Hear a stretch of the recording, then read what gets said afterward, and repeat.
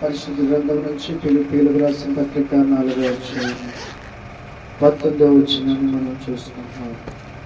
కాగా దేవుడు తన ఐశ్వర్యము చొప్పున క్రీస్తు యేసునందు మహిమలో మీ ప్రతి అవసరమును తీర్చును. చూడండి, ఇక్కడ దేవుడు మనతో మాట్లాడుతున్న ఒక సజీవమైన మాట. ఒక తండ్రి తన బిడ్డకు ఎలాగైతే ధైర్యపరుస్తాడో, ఒక తండ్రి తన బిడ్డకి ఎలా ప్రమాణము చేస్తాడో, ఒక కుటుంబం పట్ల ఒక యజమానుడికి ఎంత బాధ్యత కలిగి ఉంటాడో, ఎంత భరోసాగా తన బిడ్డల పక్షాన నిలబడతాడో, అంత భరోసాగా ప్రభు మాట్లాడుతున్నాడు. ఏమని? కాగా దేవుడు తన ఐశ్వర్యము చొప్పున క్రీస్తు యేసునందు మహిమలో మీ ప్రతి అవసరమును తీర్చును. ఈ రోజున ప్రియ సహోదరి సహోదరుడా, ప్రతి వానికి ఏదో ఒక అవసరం ఉన్నది, ఏదో ఒక అక్కర కలిగి ఉన్నాం, ఏదో ఒక అవసరంతోనే మన జీవితం కొనసాగుతూ ఉన్నది. అనేక మంది అనేక రీతులుగా ప్రార్థన చేస్తున్నారు, కానీ వారి అవసరాలు తీర్చబట్ల. కారణం ఏంటి? గత వారం మనం చూసుకున్నాం. ఏంటి కారణం? ఏంటి? ప్రభు అన్నారు, రక్షింపబడే నేరకు ఉన్నట్లు ఆయన హస్తము ఖర్చు కాలేదు, వేరు నేరకు ఉన్నట్లు ఆయన చెవులు మందము కాలేదు. కానీ మీకును మీ దేవునికి మీ పాపములు అడ్డుగా వచ్చినవి, మీ దోషములు ఆయన ముఖమును మరుగుపరిచినవి కనుక ఆయన ఆలకింపకున్నాడు. ప్రియులరా, దేవుడు మన పట్ల ఎంతో ప్రేమ కలిగి ఉన్నాడు, దేవుడు మన పట్ల ఎంతో దయ కలిగి ఉన్నాడు. కానీ మన జీవితంలో మనము దానిని పొందుకోలేకపోతున్నాం. ఎంతో ఆశీర్వాదముతో మనల్ని ఆశీర్వదించాలని, మన ప్రతి అవసరమును తీర్చి మనల్ని సంతోషపరచాలని, మన కుటుంబాలను అభివృద్ధి చేయాలని, మన కుటుంబ అవసరతలు తీర్చి మనల్ని సాక్షులుగా నిలబెట్టుకోవాలని ఆయన తాపత్రయపడుతున్నారు. కానీ మన జీవితంలో మనము దాన్ని పొందుకోలేకపోతున్నాం. కారణం ఏంటి? మన పాపములు మన దేవునికి మనకి అడ్డుగా వచ్చినవి, మన దోషములు ఆయన ముఖమును మరుగుపరిచినవి కనుక ఆయన ఆలకింపుకున్నాడు. లేకున్నట్లయితే రక్షింపని ఎరిగినట్లు ఆయన హస్తము కూర్చ కాలేదు, విని ఎరిగినట్లు ఆయన చెవులు మందము కాలేదు.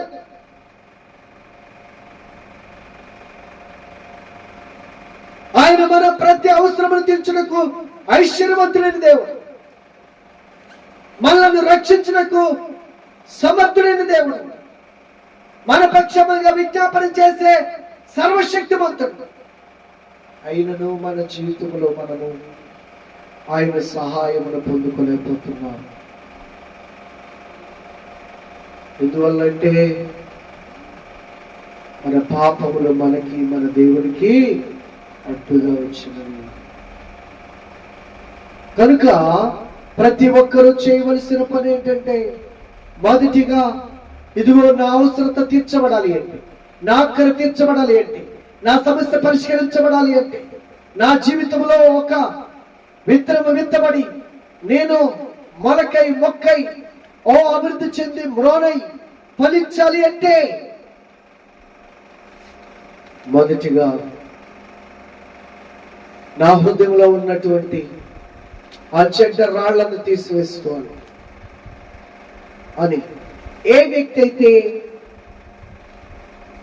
రాళ్లను వేరి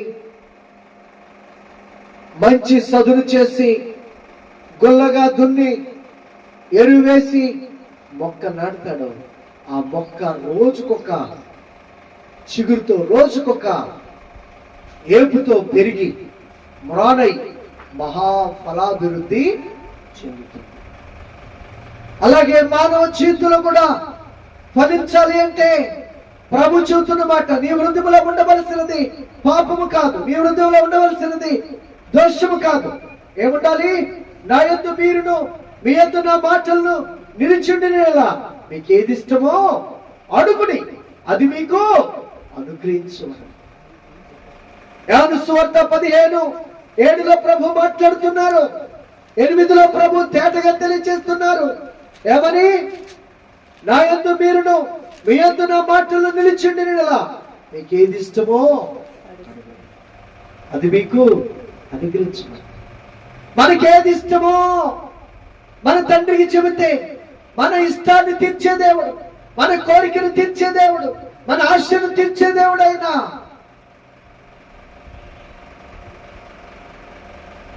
అందుకే ప్రభు మాట్లాడుతున్నారు, నీ మార్గము యెహోవాకు అప్పగించుము, ఆయన నీ హృదయ వాంఛలను తీర్చును.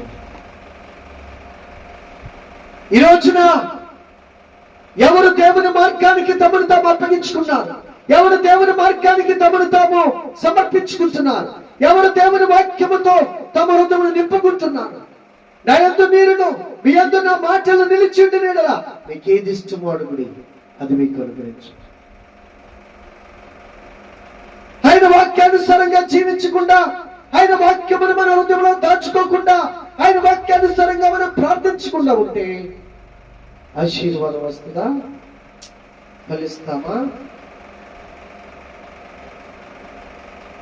క్రైస్తవ జీవితంలో ఆయన ఆశీర్వాదం పొందుకోవటానికి, ఆయన దీవెన పొందుకోవటానికి ఒకటి,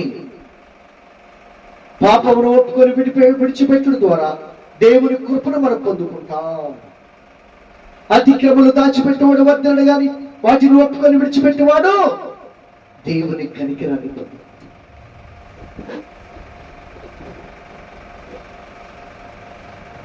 ఆ తర్వాత మనము ఫలించాలి అంటే దేవుని యందు మనము నిలిచుండాలి, దేవుని కొరకు మనం బ్రతకాలి, దేవుని రాజ్యము కట్టుటకు మనము ప్రయాసపడాలి, ఆత్మల రక్షణ కొరకు మనము తాపత్రయపడి ప్రార్థించాలి, ప్రయాసపడాలి. కనుక ఒకటి, దేవుని ఆశీర్వాదం పొందుకోవడానికి ప్రభు దగ్గర పశ్చాత్తాపడి విశ్వాసముతో ప్రార్థించడం ద్వారా మన అవసరతలు తీర్చబడతాయి. 2, త్యాగము ద్వారా, కృతజ్ఞత ద్వారా దేవుని ఆశీర్వాదాన్ని మనం పొందుకోగలుగుతాం. పూజేమో పశ్చాత్తాపడి పాపమును ఒప్పుకొని విడిచిపెట్టి విశ్వాసముతో జీవించడం ద్వారా, దేవుని ఆజ్ఞల కట్టడల ప్రకారము బ్రతుకుడు ద్వారా, దేవుని చిత్తాన్ని నెరవేర్చడం ద్వారా మన ప్రతి అవసరము ఆయనే తీరుస్తాడు. అందుకని ఆయన అన్నారు ఏమని? మొదట నా రాజ్యమును నా నీతిని వెతకడి, అప్పుడు మీకు కావలసినవన్నీ మీ పరలోకం తండ్రికి తెలుసు. ఇవన్నీ మీకు కావాలని మీ పరలోకం తండ్రికి తెలుసు. కాబట్టి మీకు కావలసినవన్నీ ఆయన మీకు అనుగ్రహిస్తాడు. ఈ రోజున మనము దేవుని రాజ్యాన్ని పక్కన పెట్టి, దేవుని నీతిని పక్కన పెట్టి, మనకు కావలసినవి ప్రభు ఇవ్వాలి అంటే ఎలా మనం సంపాదించుకోగలం? ఎలా సాధించుకోగలం? కనుక ఈ రోజున మన జీవితంలో ఒక ప్రత్యేకమైనటువంటి మార్గమును ప్రభు మనకు బయలుపరుస్తుంది.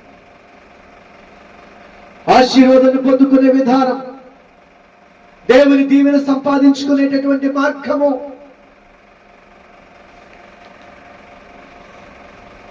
పౌలు గారు చెప్పుచున్న మాటిది, మీ ప్రతి అవసరమైన తీరుస్తారని.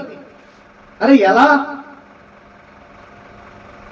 పౌలు గారు అంటారు, నా ప్రతి అవసరత ఆయన తీర్చారు, నా ప్రతి అక్కర ఆయన తీర్చారు, నా ప్రతి సమస్య ఆయన నాకు తోడుగా ఉన్నారు. ఎలా? పౌలు గారు ఏమంటున్నారో ఒకసారి మనం చూసుకుందాం. చూడండి, ఫిలిప్పీయులకు రాసిన పత్రిక 3వ అధ్యాయము 7వ వచనం మనం చదువుకుందాం.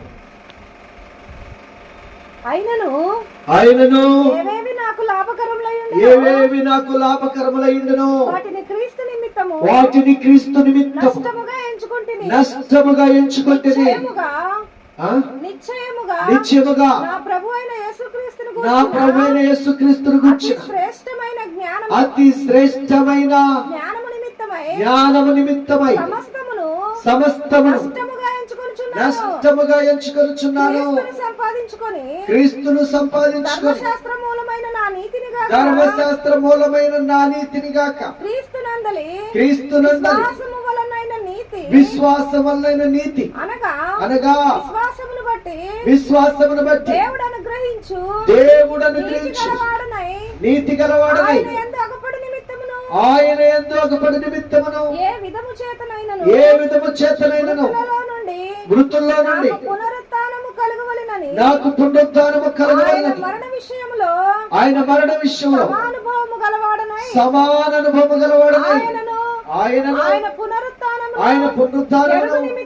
ఎరుగు నిమిత్తము ఆయన శ్రమలలో పాలివాడగుట ఎట్టిదో ఎరుగు నిమిత్తము సమస్తమును నష్టపరుచుకొని వాటిని పెంటతో సమానముగా ఎంచుకొనుచున్నాను. ఇదివరకే నేను గెలిచిదనని ఆయనను. చూసారా పిల్లలు, దేవుని కొరకు, దేవుని రాజ్యము కొరకు, ఆత్మల రక్షణ కొరకు, సువార్త ప్రకటన కొరకు, ప్రభువైన దేవదేవుని యొక్క మహా బలిపీఠములు నిర్మించుట కొరకు పౌలు గారు ప్రయాసపడుతున్నారు. పౌలు గారు త్యాగాన్ని కలిగి ఉన్నారు. త్యాగం క్రైస్తవ జీవితంలో పశ్చాత్తాపము, విశ్వాసము, త్యాగము, కృతజ్ఞత అనేవి 4 స్తంభాలు లాంటివి. త్యాగం ఉండాలి. క్రైస్తవ జీవితంలో ఏముండాలి? త్యాగం ఉండాలి. కనుక పౌలు గారు తన జీవితంలో తనకు లాభకరముగా ఉన్న వాటిని, తనకు అవసరమైన వాటిని, తనకు అక్కర కలిగిన వాటిని అన్నిటినీ ప్రభు కొరకు నష్టముగా ఎంచుకుంటున్నాడు. ఒకసారి వాటిని ఎంచుకున్నాడు. ఇంకా ఏమన్నాడు? నేను క్రీస్తు పునరుత్థానములో పాలిభాగస్తున్న వారి కాబట్టి ఆయన పునరుత్థాన శక్తిని నేను పాలిభాగస్తున్న వాళ్ళంటే ఆయన యొక్క శ్రమల్లో కూడా నేను పాలిభాగస్తున్న వారి. ఎంతమంది తెలిసి సత్యం? ఎవరైతే క్రీస్తు కొరకు శ్రమలు అనుభవిస్తారో వారే క్రీస్తు యొక్క శక్తిలో పాలిభాగస్తారు. ఎవరైతే దేవుని రాజ్యములో పాలిభాగస్తులో వాళ్ళే పరలోక రాజ్యానికి పాలిభాగస్తారు.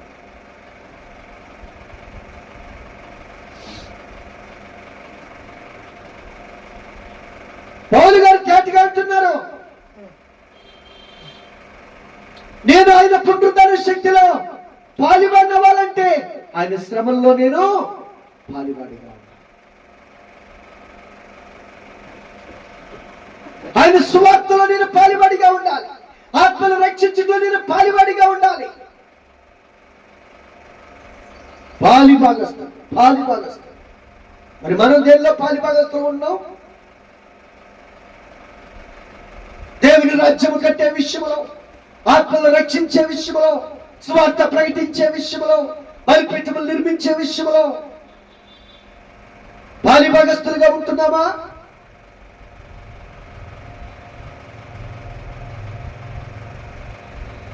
పౌలు గారు నేను పాలిభాగస్తుని. దేనిలో నువ్వు పాలిభాగస్తురాలివి? త్యాగం. ఆయన మహావిద్యావంతుడు, గొప్ప ధనవంతుడు కూడా. అయినను సరే నాకు ఏమేమి లాభకరములై ఉండను వాటన్నిటినీ నేను క్రీస్తు నిమిత్తమై నష్టముగా ఎంచుకొనుచున్నాను. ప్రియులారా, దేవుని యొక్క రాజ్యములో ఎవరైతే త్యాగము కలిగి ఉంటామో వారు దాన్ని పొందుకుంటారు. ఆయన అన్నారు కదా, నా నిమిత్తమును సువార్త నిమిత్తమును అన్నదమ్ములైనను అక్కజెల్లెలను. చదవండి మార్కు సువార్త 10:28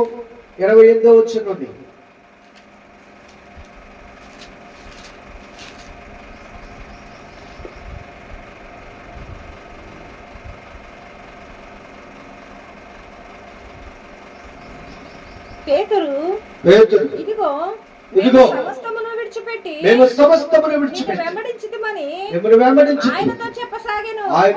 అందుకు యేసు ఇట్లనెను, నా నిమిత్తమును సువార్త నిమిత్తమును ఇంటినైనను అన్నదమ్ములైనను అక్క చెల్లెళ్ళైనను తల్లిదండ్రులైనను పిల్లలనైనను భూములనైనను విడిచిన వాడు ఇప్పుడు యహమందు హింసలతో పాటు నూరంతలుగా ఇండ్లను అన్నదమ్ములను అక్క చెల్లెలను తల్లులను పిల్లలను భూములను రాబోవు లోకమందు నిత్య జీవమును పొందునని నీతో నిశ్చయముగా చెప్పుచున్నాను. చూసారా, నీతో నిశ్చయముగా చెప్పుచున్నాను. ఇది ప్రభు చెప్పిన మాట. ఈ మాట నమ్మారు పౌలు గారు.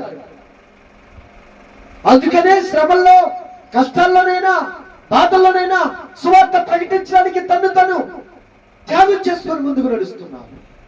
ఈ రోజున మనకున్న త్యాగం ఏంటి? ఏం త్యాగం చేస్తున్నాం దేవుని కొరకు? అన్ని ఆచారాలను త్యాగం చేయగలుగుతున్నామా?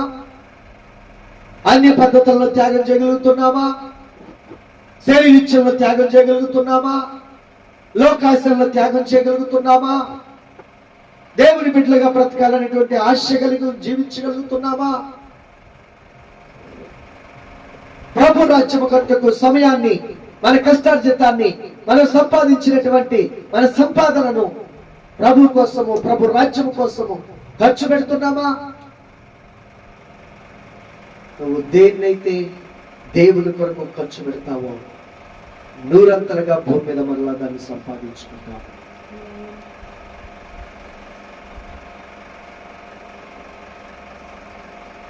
ఇక మూడవదిగా కృతజ్ఞత.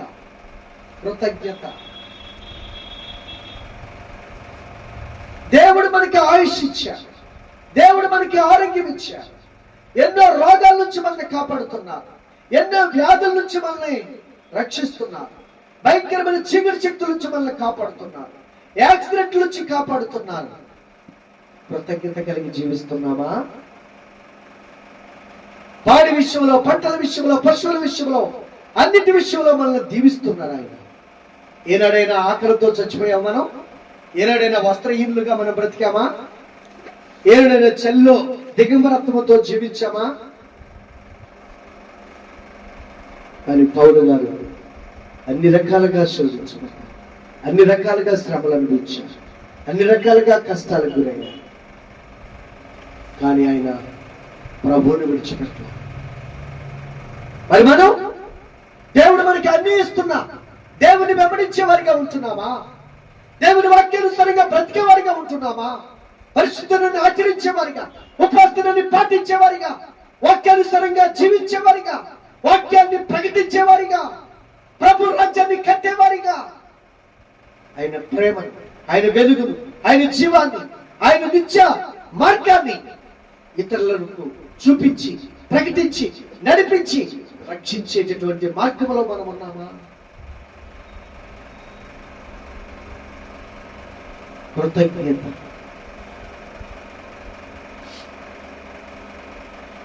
పౌలు గారు ఎలాంటి కృతజ్ఞత కలిగి ఉన్నాడో చూడు. నేను చేసిన పాపాల కొరకు యేసు ప్రభు నా కొరకు సిలువలో 40 కొరడా దెబ్బలు తిన్నారు. కానీ నేను ఆయన సువార్త ప్రకటించిన కొరకు 40 కాదు, 3 సార్లు, ఒకటి తక్కువ 40 కొరడా దెబ్బలు.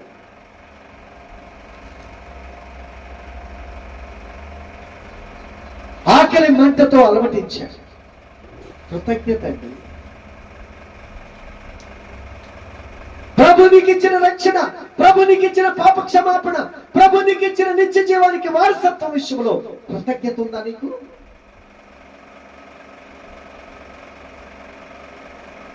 కృతజ్ఞత కలిగి జీవిస్తున్నావా? దేవుని కొరకు బ్రతుకుతున్నావా? ప్రియులారా, మన జీవితంలో ఆయన మనకి భరోసా ఇస్తున్నాడు. కాగా దేవుడు తన ఐశ్వర్యం చొప్పున యేసుక్రీస్తునందు మహిమలో ఈ ప్రతి అవసరమును తీర్చును. మన ప్రతి అవసరాన్ని తీరుస్తానన్నా. నా యందు మీరును మీ యందు నా మాటలు నిలిచింది అన్న. మీకేది ఇష్టమో అడుగుడి, అది మీకు అనుగ్రహించబడను. మీరు బహుగా ఫలించటం వలన నా తండ్రి మహిమపరచబడను. అప్పుడు మీరు నాకు శిష్యులయ్యారు.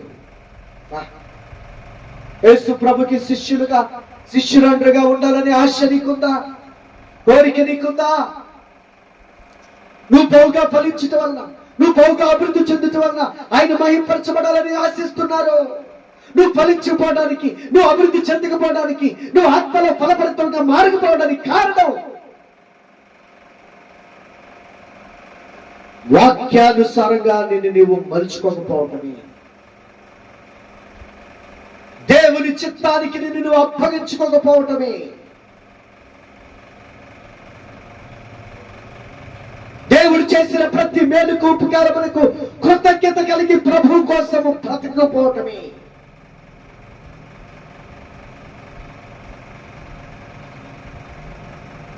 నీ జీవితంలో ప్రభు కొరకు త్యాగము కలిగి లేకపోవటం.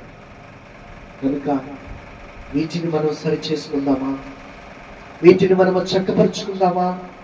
వీటిని మనము దిద్దుకుందామా? ఆయన సమర్థుడైన దేవుడు, సర్వశక్తి కలిగిన దేవుడు, మన ప్రతి అవసరమును తీర్చుటకు ఐశ్వర్యవంతుడై ఉన్న దేవుడు. కనుక ఈరోజు ఆయన పాదాలు పట్టుకొని ప్రార్థన చేద్దామా? మన పాపము అడ్డుగా ఉండటం వలన మనమైన సహాయాన్ని పొందుకోలేకపోతున్నామా? లేక విశ్వాసపూరితముగా ప్రార్థించలేకపోవటం వల్ల, ఆయన వాగ్దానాలు వాక్యము లేకుండా ప్రార్థించటం వలన, ఎవడి యందు నా యందు మీరును మీ యందు నా మాటలను నిలిచి ఉండాలన్నారు.